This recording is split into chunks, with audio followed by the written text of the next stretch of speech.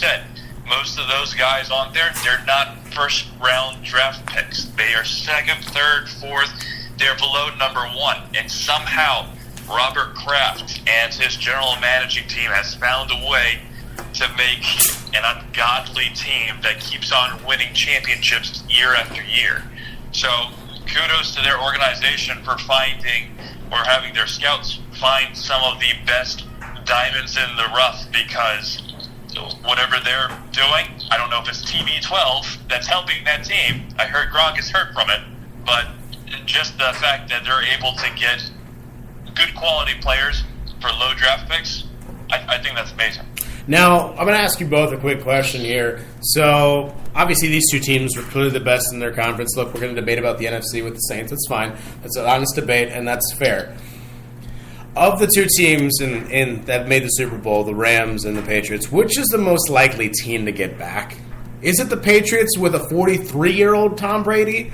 But still, you understand that they are going to be the best team, and they will make the playoffs in a weakened AFC East. They'll win that division easily, and they'll at least get to the AFC Championship game.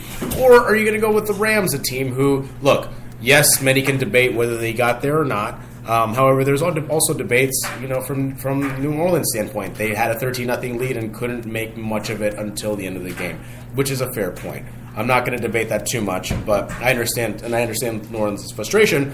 But again, of those two teams, who is the more likely team to make it back? Tom, I'm going to kick it off to you first.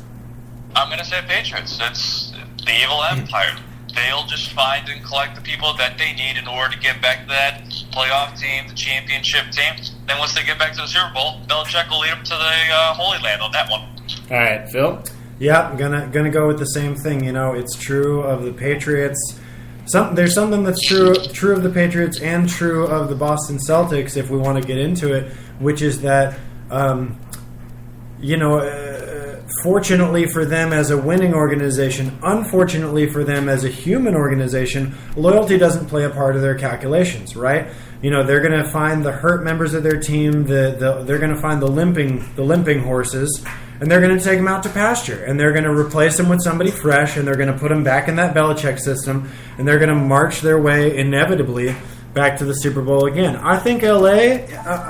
I think they got a bright future. You know what I mean? I think Goff's he's a good kid, and McVay's a great coach, and I think that you give him a little more seasoning. And yeah, they'll make it back to the Super Bowl, but at the end of the day, I think they got a lot of lucky turns. They got a lot of lucky turns that went their way this year, not just in that Saints game, but all the way leading up to it. And it's rough, and believe me, I live my life counting on luck. I'd rather be lucky than good any day. But you count on luck for that long, and it only takes you so far. Bill Belichick, unfortunately, doesn't operate through luck. He operates through good planning and good skill. So, yeah, I'm saying Patriots, if they make it back next year, I'm not surprised one little bit. There you go. All right, we'll take a short break for about 30 seconds. When we come back, the Golden State Warriors now, how do they look? After dominating the LeBron-less Lakers in their recent weekend victory, DeMarcus Cousins looks good. This death lineup looks as good as it's ever been. I can't picture a starting five ever that has looked good, at least this good, heading into the postseason. Now the big question is, who in maybe the Eastern Conference or even the Western Conference has any chance to compete with this juggernaut? We'll take a short break here at The Good, Bad, and the Ugly. Sam Cerrone, Phil Stats, and Tom Crane on Spreaker Radio.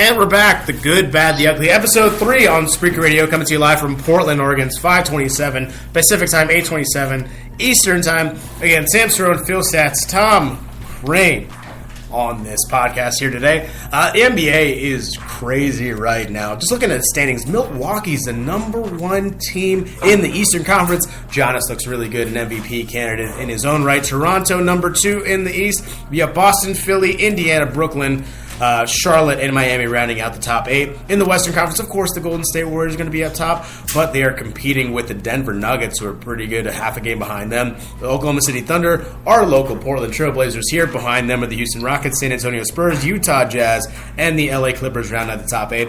It looks really good.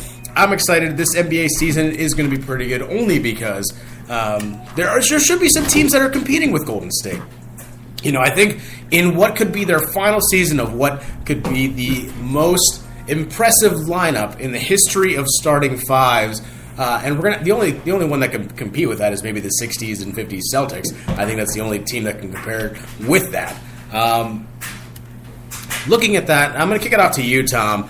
Is there any team at all that can compete with the Golden State Warriors in a 7-game series, whether it be through the Western Conference or any team in the Eastern Conference for that matter? Well, as I said, Bucks possibly, especially with their record right now. Giannis being the MVP that he really is. He's actually finally found a flow with his team, which it's been a time in the making. And by the way, for those of you who don't know, my nationality is not Greek, but that's where I get some of my good genes from. So I'm going to go Greek freak because I want to see Giannis win. Raptors, not really. Just the fact that they keep on going to the playoffs and keep losing, it's probably just because of the curse that they have, and you know what that curse is, by the way. Yep. Celtics, I'm actually surprised the Celtics are actually up that high in third, but they could possibly compete with Klay Thomas, especially with Kyrie Irving out there playing his defense, but the fact that Kyrie is telling many teams or many people that he doesn't owe anybody crap, and I'm using the softer term of that. It just shows that he's ready to get out of Boston right now, and he wants to join up with LeBron again. And that might happen in the future. I think he's finally gotten past his woes of basically saying, "Hey, I needed LeBron to win a championship. I don't need nobody else." So, all right. Cool. Going back to your original question, I don't think so. I don't think there's anybody that can compete with the Warriors. All right, Phil, kick it off to you. Whew, yeah, and I even, a friend of mine brought me a souvenir from last year's finals. I wore this shirt to this episode just to remind myself. It says, I actually think it's kind of gimmicky, and I hate that it says this, but it says strength in numbers. And normally when a team boasts about strength in numbers, first off, they're kind of a bad team, right? You don't boast about, we've got them in quantity, not quality, unless you're kind of middle of the table. Unfortunately, right now, the Warriors have that combination of quantity and quality. Like you said, DeMarcus Cousins, Draymond Green, Kevin Durant, Klay Thompson, Steph Curry. What in the world do you do when those 5 players are on the floor? You minimalize 3 of them, and the other 2 are still going to get you. Now, I would like to think that the Bucks could make some noise against them. I think Giannis Antetokounmpo is one of the few players who could shut down a Kevin Durant type of person. I think Antetokounmpo could more than neutralize KD. But then I'm asking myself, but then do I think that Eric Bledsoe can neutralize Steph Curry? And the answer is no. Toronto, I've always loved Toronto. I keep pulling and putting my faith in Toronto. And I've been a Kawhi Leonard fan for a long, long time. I love him as a player, and I think he especially has a particularly mitigating effect on the Warriors' powerhouse. But I don't think Toronto's tight enough as a unit. I think even if they make it to the finals with the Dubs, I think they put up a game or 2. Boston, going to go back to I'm gonna hate on New England a little bit more because I'm on my friend's podcast and I can do that. People like to talk about Isaiah Thomas and how they betrayed him, but we should look at Danny Ainge's MO dating all the way back to 2010 when the Celtics made it to Game 7 of the NBA Finals, lost in Game 7, and then immediately dumped their beating heart, Kendrick Perkins. I love Kendrick Perkins, and he hurt his knee. He hurt his knee fighting for that Celtics team, and how did they repay him?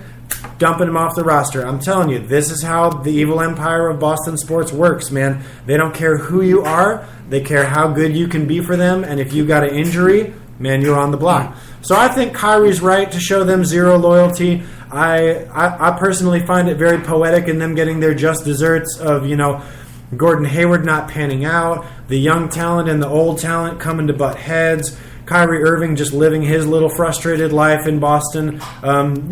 Good riddance to him. I hope they get gentlemen swept in the first round, if we're really honest.